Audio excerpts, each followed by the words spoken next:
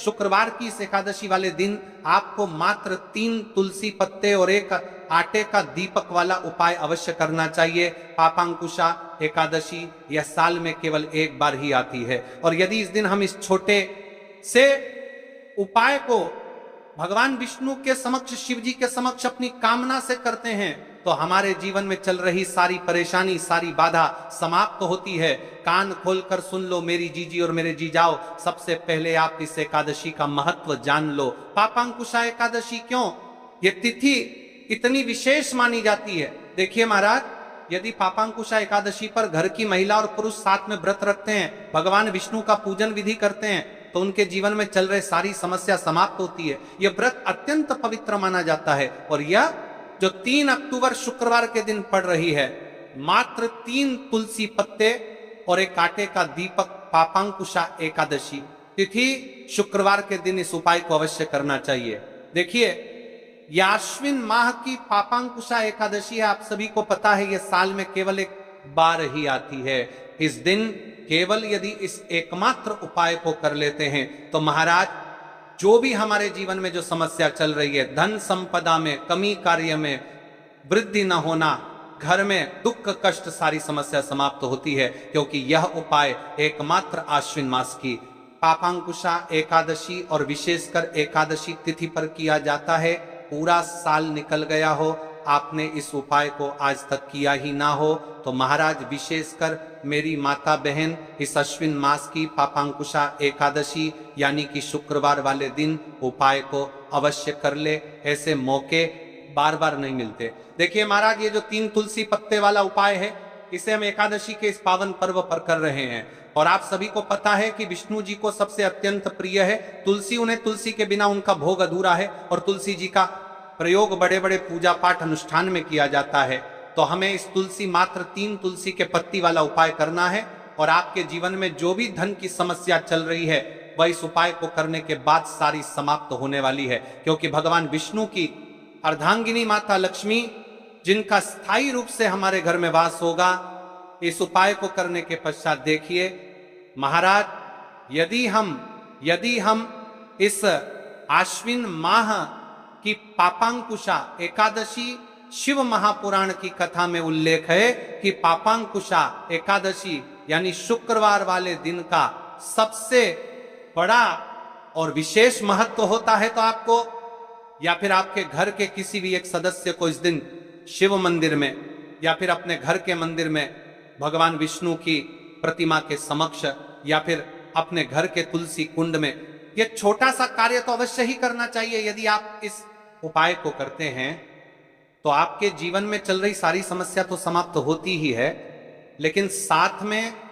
आपकी जो अधूरी मनचाही इच्छा है वह भी पूर्ण होती है, और आपके सारे पाप नष्ट होते हैं। जैसे कि पितृदोष, काल सर्प दोष, वास्तु दोष, उसी प्रकार से हमें मात्र 3 तुलसी पत्ते और एक आटे का दीपक वाला उपाय को करना है। 3 अक्टूबर शुक्रवार, सबसे बड़ा दिन। ऐसे मौके बार बार नहीं मिलते, केवल वर्ष में एक बार ही पापांकुशा एकादशी का मौका मिलता है। देखिए, आज की इस कथा से हम आपको जो उपाय बता रहे हैं, उस उपाय को आपको आश्विन माह की पापांकुशा एकादशी शुक्रवार वाले दिन आपको इस उपाय को अवश्य करना है, क्योंकि यह उपाय केवल विशेष तिथि पर और विशेष पावन पर्व पर ही किए जाते हैं। और देखिए, यदि इस उपाय को आपका घर का कोई एक व्यक्ति भी कर लेता है, तो महाराज जी पूरे घर परिवार में चल रही समस्या साथ में समाप्त होती है। सबसे पहले आपको हम इस उपाय का महत्व बता देते हैं।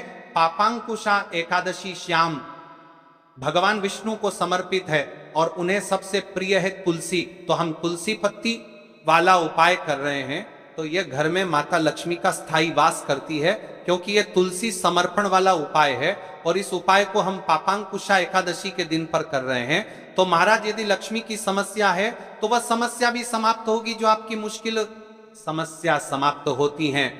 उससे पहले हम बात करेंगे इस उपाय को करने के एक निश्चित समय के बारे में, क्योंकि यह सबसे बड़ी एकादशी है। यदि हम इस उपाय को एक निश्चित समय पर करेंगे, तो उसका फल 100 गुना बढ़ जाता है। यदि हम किसी निश्चित समय पर उसे उपाय के शुभ मुहूर्त पर करते हैं, तो यह उपाय अत्यंत बलशाली हो जाता है। अब बात करते हैं कि इस उपाय को किस समय करना चाहिए। देखिए महाराज जी, इस उपाय को करने के 2 समय बताए गए हैं, सुबह का समय, प्रदोष काल का समय। कई सारी माता बहनें सुबह के समय इस उपाय को करना चाहती है तो वह सुबह के समय इस उपाय को कर सकती है। सुबह का समय सबसे शुभ माना जाता है, विशेषकर पूजा पाठ और उपासना के लिए सुबह का समय बहुत उत्तम है। सबसे श्रेष्ठ समय सुबह 7 बजे से 8 बजे तक यदि कोई व्यस्त है और वह इस उपाय को करना चाहते हैं तो सुबह 10 बजे तक कर सकते हैं, और यदि कोई माता बहन चाहे कि वह 12 बजे से पहले कर लें तो भी माननीय। बस इतना ध्यान रखना है कि दोपहर 12 बजे से बाद नहीं होना चाहिए। अब देखिए महाराज की बात कर लेते हैं प्रदोष काल के समय के बारे में। प्रदोष काल का समय दूसरा श्रेष्ठ समय है प्रदोष काल। प्रदोष काल का अर्थ है संध्या के समय का वह विशेष मुहूर्त, सबसे श्रेष्ठ समय। शाम 5 बजे से 6 बजे तक यदि समय न हो पाए तो रात 8 बजे तक कर सकते हैं, लेकिन याद रखिए 8 बजे के बाद ये उपाय न करें। अब कई सारे लोग कमेंट करके हमसे ही समय पूछने लगते हैं कि महाराज जी आप ही बता दीजिए सबसे उत्तम समय कौन सा है, कौन सा समय चुने।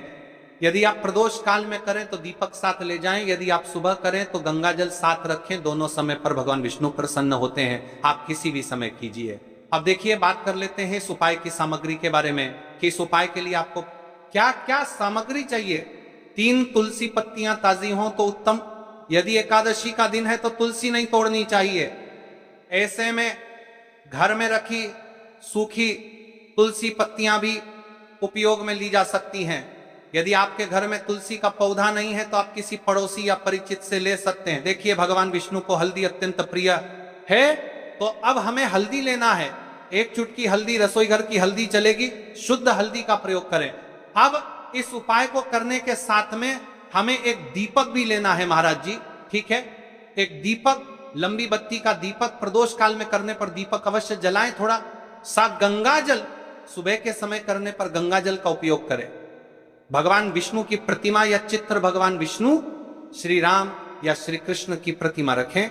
अब हम इस उपाय की पूरी विधि विस्तार से समझते हैं। शुद्धि और प्रारंभिक प्रार्थना, सबसे पहले आप स्नान कर लें या कम से कम हाथ मुंह धो लें, स्वच्छ वस्त्र पहने और पूजा स्थान को साफ करें। भगवान विष्णु की प्रतिमा के सामने आसन बिछाएं। तुलसी से प्रार्थना करके 3 पत्तियां लेना। हे माता तुलसी, मेरे जीवन में अनेक कष्ट हैं, मैं आपसे विनम्रता पूर्वक 3 पत्तियां ले ला रही हूं, कृपया मेरी मनोकामनाएं पूर्ण हो। अब 3 तुलसी पत्तियां तोड़ लें, हल्दी लगाना। अब उन 3 पत्तियों में से 2 पत्तियों पर हल्दी की छोटी छोटी बिंदी लगाएं। या 3 तुलसी पत्तियां कर रहे तो परमत्तर बराबर बोलो का बिंदी शुभता का प्रतीक है। ऐसा करने से पत्तियां और भी पवित्र हो जाती हैं। दीपक या गंगा जल का प्रयोग, यदि आप प्रदोष काल में हैं दीपक जलाएं। यदि आप सुबह कर रहे हैं गंगा जल का स्पर्श करें।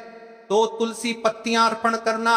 अब जिन 2 पत्तियों पर हल्दी लगी है उन्हें भगवान विष्णु की प्रतिमा के सामने अर्पित करें और कहें, हे श्री हरि, मैं आपको ये तुलसी पत्तियां अर्पित करती हूं, कृपया मेरी मनोकामनाएं पूर्ण करें, मेरे कष्ट दूर करें, मेरे परिवार में सुख शांति लाएं। नमो नारायणाय। अब अपनी समस्या या मनोकामना स्पष्ट रूप से बोलें। जैसे मेरे घर में कलह है, कृपा कर इसे दूर करें। 2-2 भारती के सान, मेरे बच्चों को शिक्षा में सफलता मिले, मेरे घर में धन की कमी दूर हो। तीसरी तुलसी पत्ती का प्रयोग। अब बची हुई तीसरी पत्ती को आप घर के किसी शुभ स्थान पर रख दें, जैसे घर का मंदिर, धन स्थान, तिजोरी, अलमारी या घर का पवित्र स्थान। यह पत्ती आपके घर में समृद्धि और शुभता का प्रतीक बनेगी। अंत में भगवान विष्णु से प्रार्थना करें, हे विष्णु भगवान, आपने ये छोटी सी भक्ति स्वीकार की, कृपा कर मेरे जीवन में शांति और सुख प्रदान करें। फिर तुलसी माता को धन्यवाद दें। मंत्र जाप। उपाय करते समय आप सरल मंत्र जप सकते हैं।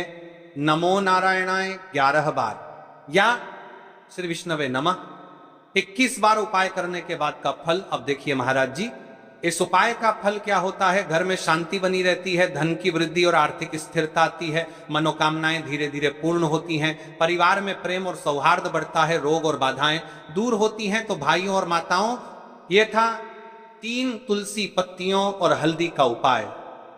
ये उपाय छोटा है, सरल है, लेकिन इसमें अपार शक्ति छुपी हुई है, श्रद्धा और विश्वास से इसे करें। भगवान विष्णु और तुलसी माता अवश्य प्रसन्न होंगे। देखिए